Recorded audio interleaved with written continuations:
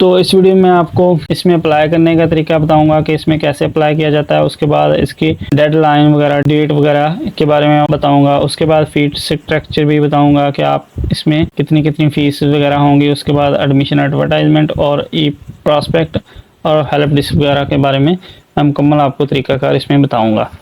बिस्मिल्लाहिर्रहमानिर्रहीम, अस्सलाम वालेकुम। मेरा नाम है मोहम्मद साकिब और आप देख रहे हैं पहला studio. LCWU Lahore college for women university में एडमिशन ऑफर्ड हुए हैं। आज की वीडियो में हम इसके बारे में बात करेंगे कि इसमें कौन कौन से एडमिशन ओपन हुए हैं और उनका क्या क्या क्राइटेरिया है और इसमें कैसे अपना ऑनलाइन एडमिशन बेच सकते हैं। तो आज की वीडियो में मुकम्मल तरीकाकार मैं आपको समझाऊंगा। वीडियो को एंड तक देखिएगा। चैनल पर न्यू है तो चैनल को सब्सक्राइब कर दें और बेल आइकन को भी दबा दें ताकि मजीद आने वाली नोटिफिकेशन आपको मिल सके। मैं ऐसे स्टूडेंट्स की हेल्प के लिए वीडियो बनाता हूँ जिसमें ऑल पाकिस्तान की यूनिवर्सिटीज़ के एडमिशन वगैरह के नोटिस और उसमें अप्लाई करने का तरीका और पूरे पाकिस्तान भर में जॉब एडवर्टाइजमेंट उसके बारे में अप्लाई करने का तरीका बताता हूँ। तो वीडियो को अंत तक देखिएगा, कोई पार्ट स्किप ना कीजिएगा ताकि आपको अच्छी तरह समझ आ जाए। तो ये आपको मैं एडमिशन नोट्स दिखा रहा हूँ जिसमें आपको फैकल्टी ऑफ साइंस टेक्नोलॉजी के एडमिशन हैं। इसमें ये BS biotechnology, BS botany, BS chemistry, ये सारे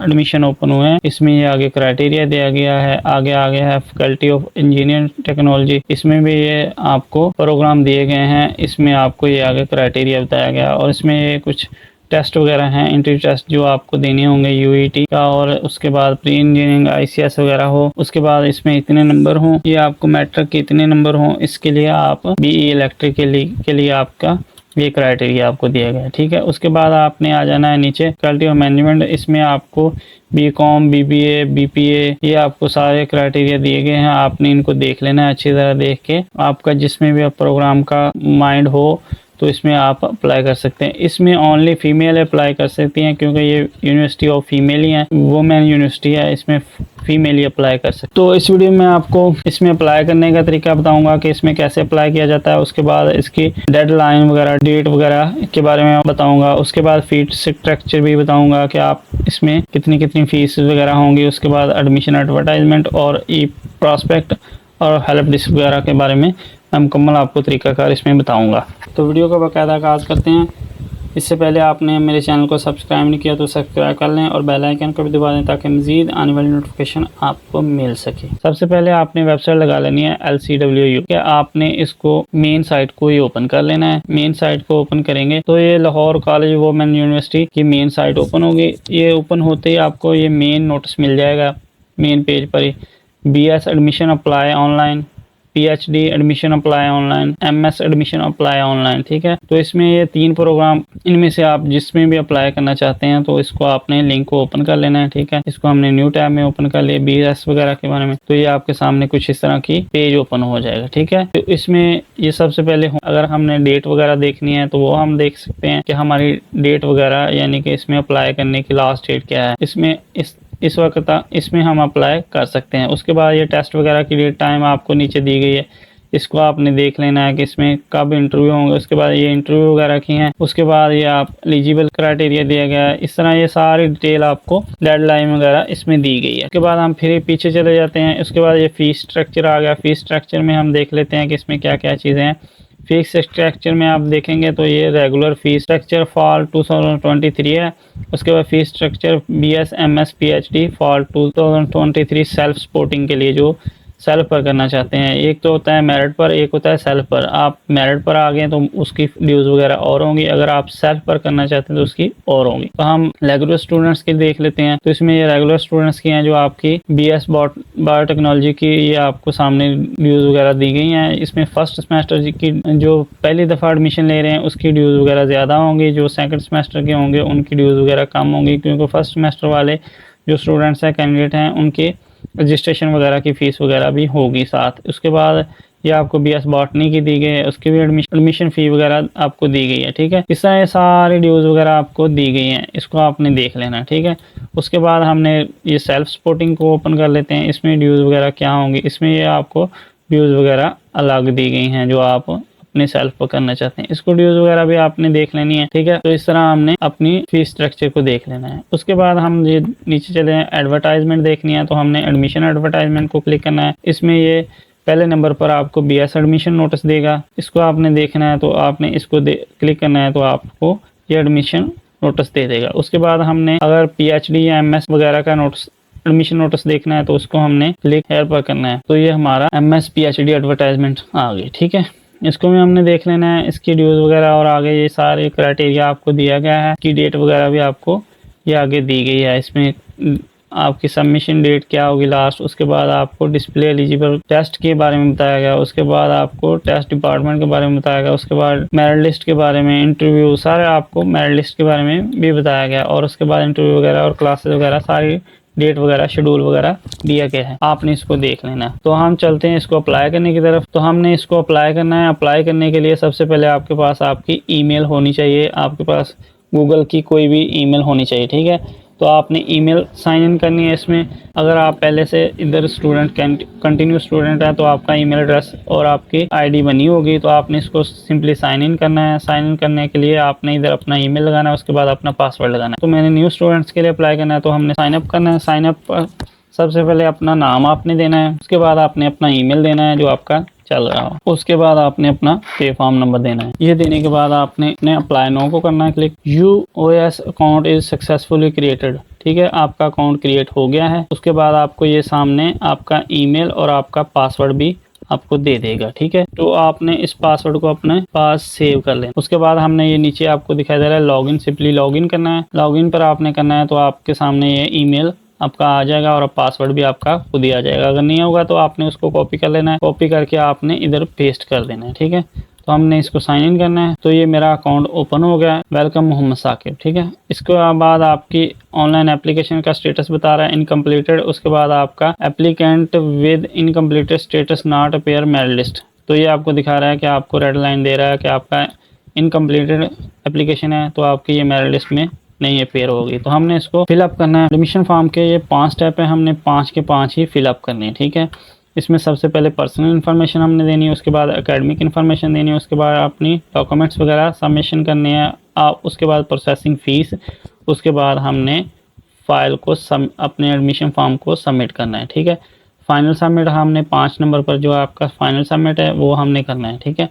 तो हमने सबसे पहले एडमिशन फॉर्म को क्लिक करना है। ये please start with admission form and complete the following 5 step of your online application. तो हमने एडमिशन फॉर्म को क्लिक करना है। एडमिशन फॉर्म को क्लिक करेंगे तो आपके सामने ये कुछ इस तरह का फॉर्म ओपन हो जाएगा, ठीक है। तो इसमें सबसे पहले हमारा एप्लीकेशन CNSE आ रहा है। CNSE हमने वो जो बाहर दिया है वही हमारा आ रहा है। अगर इसमें चेंजिंग करना चाहते हैं तो हम इसमें चेंजिंग कर सकते हैं, ठीक है। उसके बाद हमने अपनी फ्रेश पिक्चर अपलोड करनी है। उसमें मैक्सिमम आपकी 1 MB की पिक्चर हो, वो ओनली JPG PNG फॉर्मेट में हो। इसको अपलोड करने के लिए हमने ये अपलोड फोटो का बटन दिखाई दे रहा है, इसको क्लिक करना है। इसको आपने सिंपली अपलोड फोटो करना है। ये करने के बाद आपने इसको वे देना है, जहाँ आपकी पिक्चर पड़ी होगी वो आपने कर लेनी है क्लिक। तो ये मैं रैंडम के तौर पर आपको पिक्चर दिखा रहा हूँ। ये करने के बाद इसको आपने अपलोड होगी। उसके बाद आपने इसको ये करना है कि आपने जो भी फाइल अपलोड करनी है उसको रीनेम कर लेना है। मैं हर वीडियो में आपको बताता हूँ, वो आप रीनेम करेंगे तो आपको इधर पता चल जाएगा कि आपकी कौन सी चीज़ अपलोड हुई है इसमें ये। उसके बाद आपने इसको डिग्री इसमें सेलेक्ट करनी है, रेगुलर प्रोग्राम, ठीक है।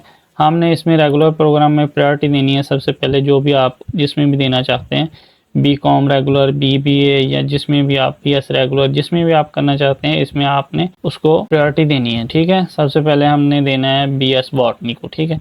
उसके बाद आपने nature of admission, nature of admission में आपने बताना है कि आप ओपन मेरिट करना चाहते हैं या डिसेबल है या स्पोर्ट कोटा में करना चाहते हैं या नेशनल ओवरसीज़ वगैरह में करना चाहते हैं या फॉर्म D वगैरह डिसेबल वगैरह, जिसमें भी आप इसमें कोई कोटा वगैरह में आते हैं तो आपने वो कोटा बताना है, ठीक है।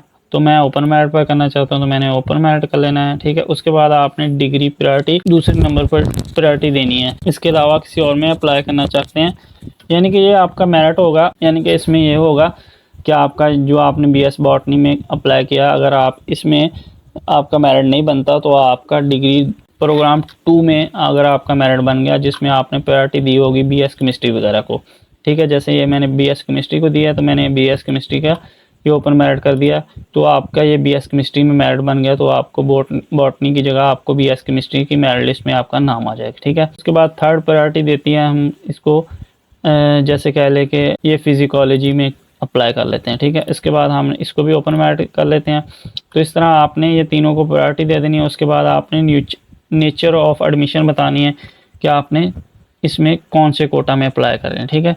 तो इस तरह आपने ये तीनों अलग अलग प्रोग्राम करने हैं, ठीक है। ये करने के बाद आपने नीचे आ जाना है।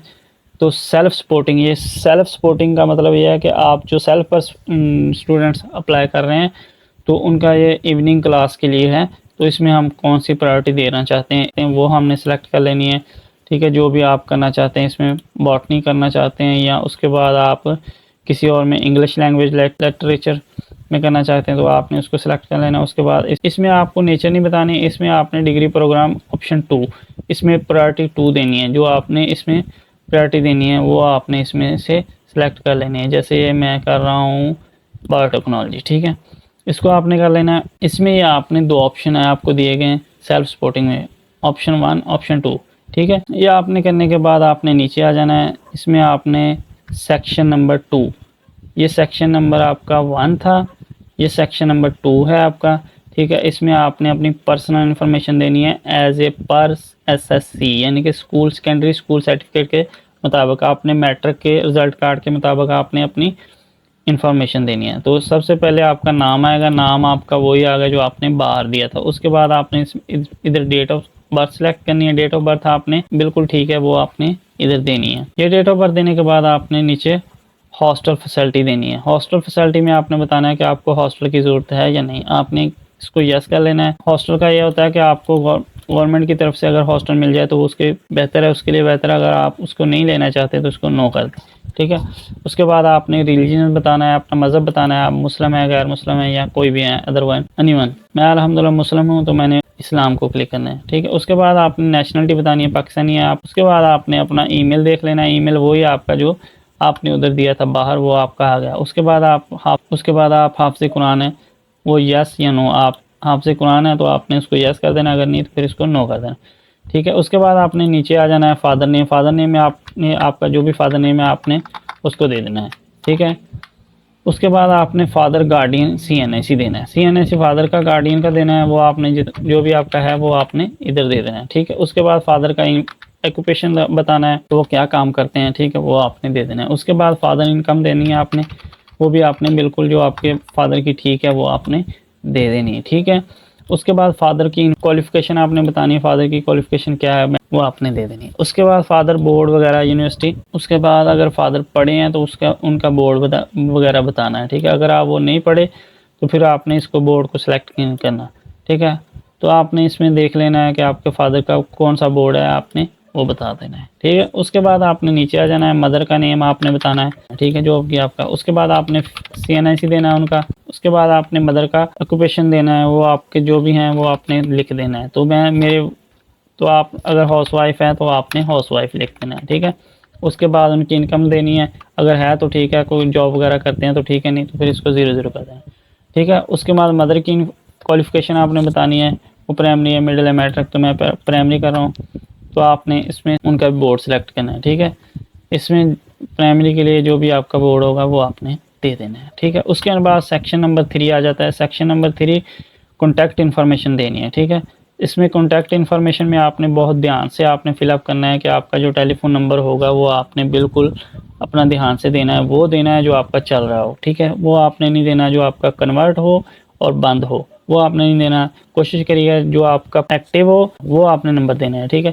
तो मैं अपना नंबर इधर वो दे देता हूँ जो मेरा चल रहा है। उसके बाद फादर मोबाइल नंबर आपने देना है, वो जो भी आपके फादर का होगा वो आपने इधर दे देना है, ठीक है। उसके बाद परमानेंट एड्रेस आपने देना है। परमानेंट एड्रेस आपने वो देना है जहाँ आप रह रहे हैं, ठीक है। वो देने के बाद आपने ये तहसील और डिस्ट्रिक्ट के साथ देना है। उसके बाद आपने करंट एड्रेस, अगर आप उसमें सेम है तो उसको सेम एज कर देना है। अगर आपका कोई और एड्रेस, ये परमानेंट एड्रेस वो होता है जहाँ आप मुस्तकिल रह रहे हैं। उसके बाद आपका करंट एड्रेस वो होता है जहाँ आप मौजूदा रह रहे हैं। मिसाल के तौर पे आप कहीं लाहौर के रहने वाले हैं और आप मौजूदा वक्त आप गुजरांवाला में रह रहे हैं तो आपने इधर अपना लाहौर का एड्रेस लिखना है। उसके बाद इधर आपने अपना करंट एड्रेस जहाँ आप रह रहे हैं वो आपने लिखना है, ठीक है। उसके बाद आपने नीचे चले जाना है, डिस्ट्रिक्ट सिटी आपने बताना है। डिस्ट्रिक्ट सिटी आपका जो भी होगा वो आपने इधर लिख देना है। उसके बाद आपने सूबा बताना है कि आपका कौन सा सूबा है, वो आपने करने के बाद आपने इसको सेव एंड नेक्स्ट करना है। सेव एंड नेक्स्ट करेंगे तो ये आपकी पर्सनल इन्फॉर्मेशन कंप्लीट होगी। पर्सनल इन्फॉर्मेशन आपकी जो कंप्लीट हो गई, तो उसके बाद हमने तो यानी कि 3 सेक्शन हमने फिलअप कर दिए थे। अब सेक्शन नंबर 4 है, इसमें हमने अपना एकेडमिक रिकॉर्ड अपलोड करना है। ठीक है, एकेडमिक रिकॉर्ड में सबसे पहले आपने मैट्रिक देना है, उसके बाद उसका साल बताना है, जो भी आपके मैट्रिक का साल होगा वो आपने देना है। उसके बाद रजिस्ट्रेशन नंबर आपने देनी है इधर, जो भी आपके मैट्रिक की रजिस्ट्रेशन नंबर होगी। ठीक है, उसके बाद आपने रोल नंबर बताना है जो भी आपका होगा। ठीक है, मैट्रिक का। उसके बाद आपने टोटल नंबर आपके 1100 है, वो आपने इसमें चेंज नहीं कर सकते। उसके बाद आपने ऑब्टेन नंबर देने हैं, जो भी आपके हैं वो आपने दे देने हैं। ठीक है, उसके बाद डिवीज़न बताना है आपका कौन सा है, ग्रेड डिवीज़न आपका जो भी होगा वो आपने बताना है। उसके बाद आपने इधर अपने सब्जेक्ट लिखने हैं, वो आपके जो भी होंगे वो आपने लिख देने हैं। उसके बाद आपको नेक्स्ट आपका बोर्ड बताना है, आपका कौन सा बोर्ड है, वो आपका जो भी बोर्ड होगा आपने इसमें से सिलेक्ट कर लेना है। ठीक है, उसके बाद आपने सेकंड नंबर पर आ जाना है, आपकी डिग्री आ गई इंटरमीडिएट की। इंटरमीडिएट में आपने अपना बताना है कि आपने एफए किया है, एफएससी किया है, आईकॉम किया है या आईसीएस किया है, या उसके बाद ए लेवल आईसीएस इकोनॉमिक्स वगैरह, इसमें जो भी आपकी कैटेगरी है उसको आपने सेलेक्ट कर लेना है। मेरी एफएससी है तो मैंने एफएससी कर ली। उसके बाद आपने साल बताना है, वो आपका कौन सा साल है वो आपने इसमें सेलेक्ट कर लेना है। ठीक है, उसके बाद आपने इसका भी रजिस्ट्रेशन नंबर बताना है, आपका जो भी है आपने वो दे देना है। ठीक है, उसके बाद आपने इसका भी रोल नंबर देना है। ये देने के बाद आपने इसको में टोटल मार्क्स जो आप वो सिलेक्ट है वो आपने दे देने हैं। उसके बाद आपने इसमें से ऑब्टेन नंबर देने हैं। ऑब्टेन नंबर आपने लिखने के बाद आपने इसका भी ग्रेड बताना है, ग्रेड या डिवीज़न आपने जो भी है आपकी वो आपने देना है। उसके बाद आपने इसमें अपने सब्जेक्ट एंटर करने हैं। उसके बाद आपने फिर इसका भी बोर्ड आपने सेलेक्ट करना है, कौन सा बोर्ड है आपका। उसके बाद हम इसको भी सेव करते हैं। उसके बाद हमने इसको सेव करना है, सेव करने के बाद आपका रिकॉर्ड अपलोड होगा। उसके बाद हम 3rd नंबर पर चले जाते हैं, तो इसमें हमने अपना डॉक्यूमेंट्स अपलोड करने हैं। ठीक है, डॉक्यूमेंट्स हमने जो हमने पीछे रिकॉर्ड में दिया था उसको हमने इधर अपलोड करना है। सबसे पहले आपने मैट्रिक, उसके बाद एफए या एफएससी वगैरह, उसके बाद आपका डोमिसाइल, उसके बाद आपका सीएनआईसी, उसके बाद आपने यूईटी के टेस्ट वगैरह को दिया है तो वो आपने देना है। उसके बाद आप जिसमें कोटा में भी अगर आप आते हैं किसी में तो आपने उसका देना है। ठीक है, तो सबसे पहले आपने मैट्रिक देना है। मैट्रिक का रिजल्ट कार्ड आपने अपलोड करना है या सनद अपलोड करनी है, तो उसके लिए आपको जो आपकी पिक्चरें होंगी या आपने जो भी मैट्रिक की सनद वगैरह उसको आपने स्कैन कर लेना है। स्कैन आपने जो पिक्चर का साइज़ हो वो 500 KB से कम हो, इससे ज़्यादा ना हो, यानी कि 0.5 MB की हो। ठीक है, तो इसको आपने इस फॉर्मेट में आपने इसमें अपलोड करनी है। ठीक है, तो सबसे पहले आपने मैट्रिक करना है। मैट्रिक को आपने ये सामने सेलेक्ट का बटन आपको ब्लू में दिखाई दे रहा है, इसमें हमने करेंगे तो हमारे सामने ये हमारे डॉक्यूमेंट्स की फाइल ओपन होगी। ठीक है, इसमें हमने सबसे पहले मैट्रिक अपना सेलेक्ट कर लेना है।